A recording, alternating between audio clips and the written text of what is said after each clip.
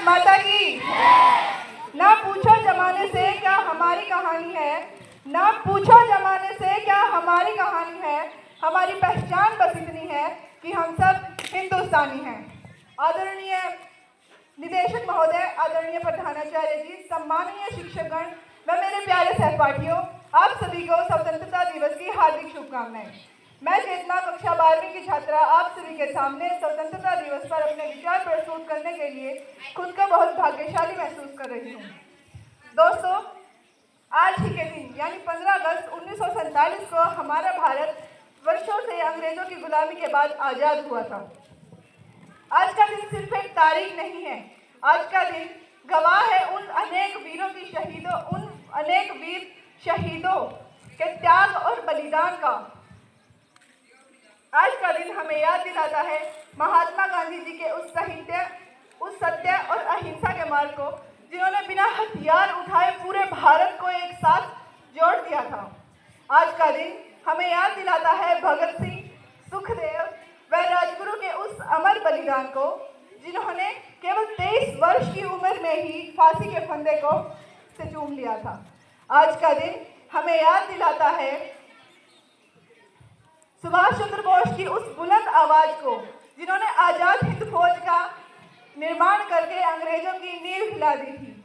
आज का दिन हमें याद दिलाता है चंद्रशेखर आजाद की उस जिद को, जिन्होंने कसम खा ली थी कि दुश्मनों की गोलियों का सामना करेंगे, दुश्मनों की गोलियों का सामना करेंगे, आज़ाद रहे हैं और आज़ाद ही रहेंगे। और साथ ही हम झांसी की रानी लक्ष्मीबाई जैसी वीरांगनाओं के शौर्य को कैसे भूल सकते हैं, जिन्होंने अंग्रेजों की आंखों में आंखें डालकर लड़ाई लड़ी थी।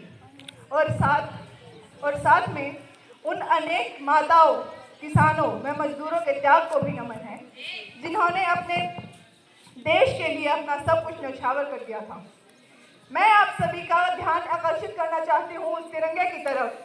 जरा देखिए उस तिरंगे को, वह सिर्फ एक 3 रंगों का कपड़ा नहीं है, वह हमारे देश की आन बान और शान है। जब यह लहरता है तो हमारी धड़कनें दौड़ने लगती हैं। दोस्तों, मैं कक्षा 12वीं की छात्रा होने के नाते आप सभी से पूछना चाहती हूँ कि क्या हमारा फर्ज सिर्फ इतना है कि हम साल में एक दिन तिरंगा फहराएं या राष्ट्रगान गाएं? नहीं, इसका उत्तर होगा नहीं। क्यों? क्योंकि हम आज़ादी का मतलब सिर्फ ये नहीं है कि अंग्रेज हमारे देश को छोड़कर चले गए और हम आज़ाद हो गए। असली आज़ादी तब है जब हम अपने देश से हर प्रकार की बुराई को समाप्त कर देंगे। और आज के युग में सिर्फ सीमा पर जाकर लड़ना ही असली देशभक्ति नहीं है। हम अपनी रोजमर्रा की जिंदगी में कई ऐसे कार्य कर सकते हैं जिन्हें देशभक्ति कहा जा सकता है। जैसे हम विद्यार्थी होने के नाते अगर अपनी पढ़ाई पूरी मेहनत और लगन के साथ करते हैं तो वह उस समय हम अपने देश को बनाते हैं। अगर हम अपने स्कूल, अपने घर, अपना आसपास साफ रखते हैं तो उस समय वह देश के लिए बहुत बड़ी सेवा होगी। और इसके साथ ही अगर हम नियमों का सही से पालन करते हैं, आपस में भेदभाव खत्म करते हैं, तो वह भी बहुत बड़ी देशभक्ति होगी। हम युवा इस देश की सबसे बड़ी ताकत हैं। हमारे कंधों पर एक ऐसी जिम्मेदारी है, हमारे कंधों पर देश को आगे ले जाने की बड़ी जिम्मेदारी है। दोस्तों, आज हम सब मिलकर यह कसम खाते हैं कि हम अपने देश को आगे बढ़ाने के लिए हमेशा प्रयत्न करते रहेंगे।